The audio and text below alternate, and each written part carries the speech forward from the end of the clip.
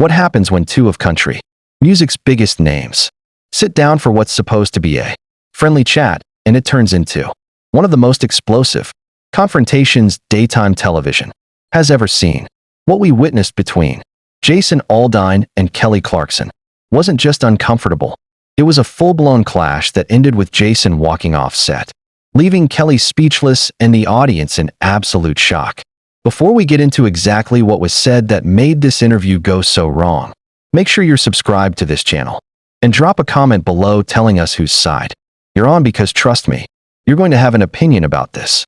The interview began with all the signs of an easy, relaxed morning show conversation. Kelly greeted Jason with genuine warmth, the kind she extends to every guest. Jason walked out smiling, shaking hands with audience members, settling into the chair with an easy confidence. The lights were bright, the set was lively, and the energy felt completely normal. Nobody, not the viewers, not the crew, not even Kelly, had any idea that within 20 minutes this interview would spiral into one of the most intense on-air confrontations the show had ever seen. Kelly opened with the basics: Jason's tour, his family, his kids, life on the road. Jason responded with casual charm, cracking jokes about bus life, talking about balancing work with fatherhood, and sharing stories about performing. The audience laughed, clapped, and everything seemed to be flowing perfectly. But then Kelly leaned forward just slightly, and her tone shifted. It wasn't hostile, but it was undeniably more serious.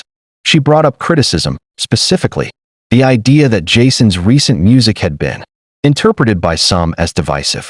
Jason didn't snap, didn't get aggressive, but something in his posture shifted. His smile faded into something more cautious. Kelly pushed gently at first, asking how he deals with criticism from people who don't share his values. Jason responded calmly enough, saying he creates music for the people who resonate with it. But Kelly pressed further, mentioning how certain communities felt his imagery painted an overly narrow version of small-town America. Jason's jaw tightened. Kelly brought up representation.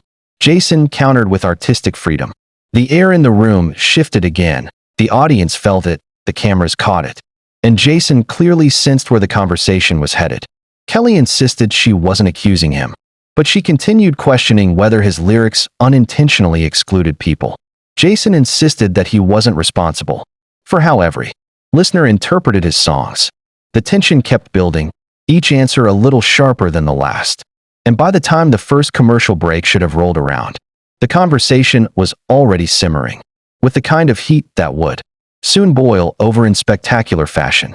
The moment Kelly pushed the conversation from general criticism to specific interpretations, everything tightened. She mentioned lyrics, symbols, images, things fans and critics had been debating online for months. Jason didn't explode, but the change was unmistakable. His shoulders squared, his voice got firmer, and he leaned forward as if bracing for impact.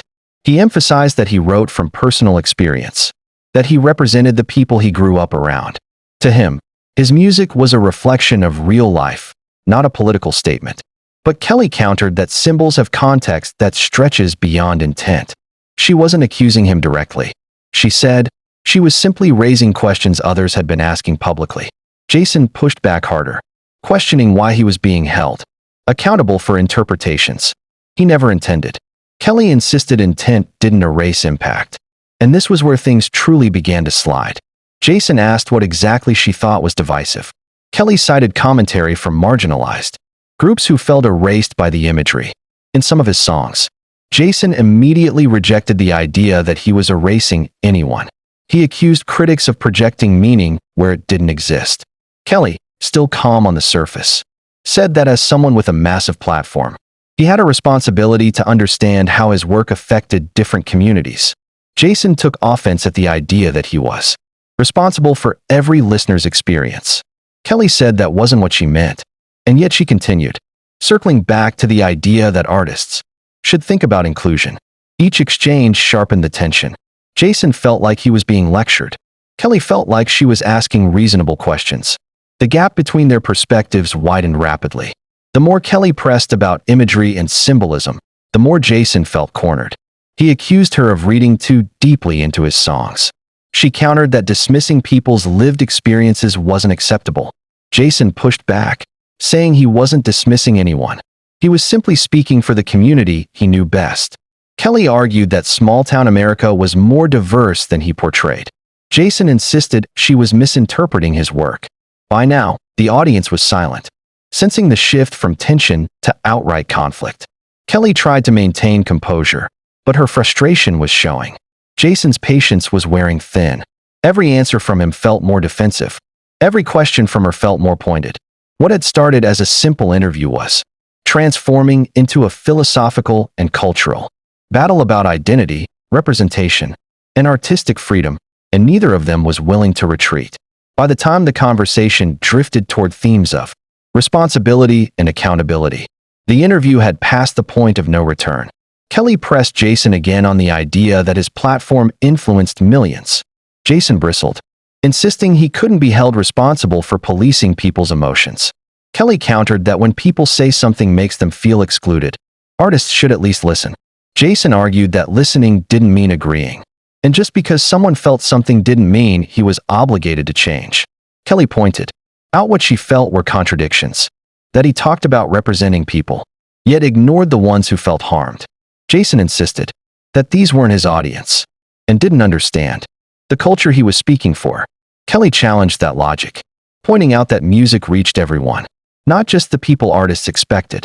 Jason responded that he wasn't going to water down his message to fit political correctness.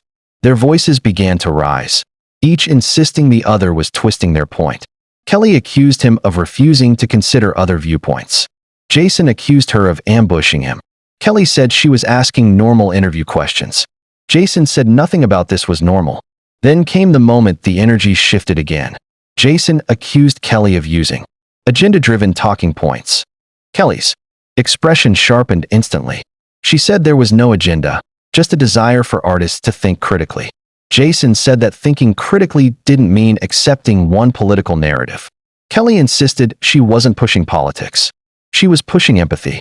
Jason pushed back even harder, saying that empathy should go both ways, and that criticizing small-town values was just as harmful. Kelly denied that she was criticizing values. She was questioning rhetoric. Jason fired back that she was attacking identity. The exchange became less about music and more about worldview, and neither realized how far they drifted. Jason accused her of losing touch with her roots. Kelly said she had expanded her worldview beyond them.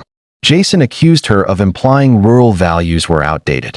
Kelly said he was reducing her arguments to extremes. They talked past each other, each responding to what they thought the other meant, rather than what was actually being said. The tension became physical, not aggressive, but deeply uncomfortable. Their posture tightened. Their expressions hardened. The chemistry on set had vanished completely. At this point, the interview wasn't just tense, it was unraveling. The audience watched as two industry veterans who once respected each other were now locked in a raw and escalating ideological standoff. Jason finally reached a breaking point when Kelly used the phrase, basic human decency. He interpreted it as a direct attack on his character, and something in him snapped. He accused her of trying to frame him as indecent simply because he didn't fit her worldview. Kelly denied it, but she was visibly rattled now. Their voices overlapped, each trying to explain, defend, accuse, clarify, all at once. Kelly insisted she wanted a dialogue.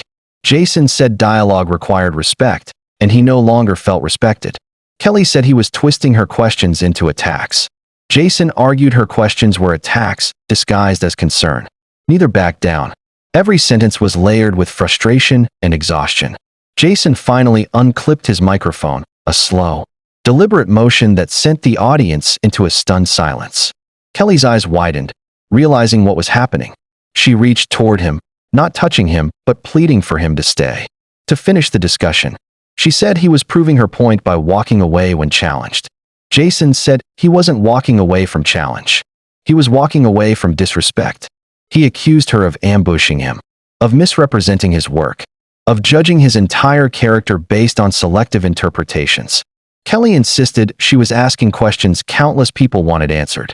Jason said those people were projecting politics onto something that wasn't political. Kelly pushed one last time, asking why it was so difficult for him to acknowledge diverse perspectives. Jason responded that he did acknowledge them. He just didn't redefine himself for them. Kelly said that wasn't enough. Jason said he didn't owe the world his conformity. That was the final fracture. Jason stood up, microphone in hand, staring directly at Kelly. He said he had come to have a conversation about music, not to be interrogated about morality. He said he respected her as an artist, but he didn't recognize the version of her he saw today.